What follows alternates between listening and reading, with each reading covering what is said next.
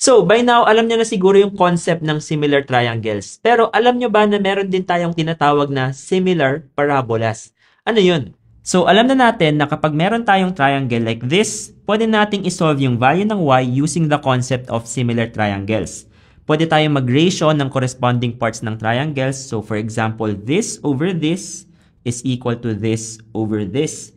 Isulat natin siya sa isang equation. Meron tayong 10 over 12 plus 4 or 16 is equal to y over 12. Masasolve natin yung y by isolating it. Magkakaroon tayo ng y is equal to 10 times 12 over 16, or kung isi-simplify natin yan, equal ito sa 7.5. Pero alam nyo ba na meron din tayong similar concept sa parabolas called similar parabolas or similar spandrels.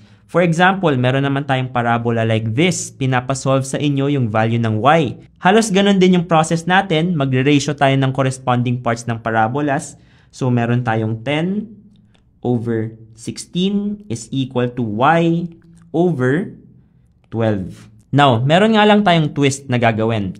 Kapag similar parabolas or degree 2 na curves, yung horizontal component niya ay isi-square natin. So, ito ay magiging 16 squared at 12 squared. And so, you can solve for y ulit. Meron tayong y is equal to 10 times 12 squared over 16 squared. Or this is equal to 5.625. Now, yung concept na ito is applicable for all nth degree curves. So, for example, third degree curve naman siya. Yan. Ang magbabago lang sa ating equation is hindi na squared yung gagamitin natin, cube na.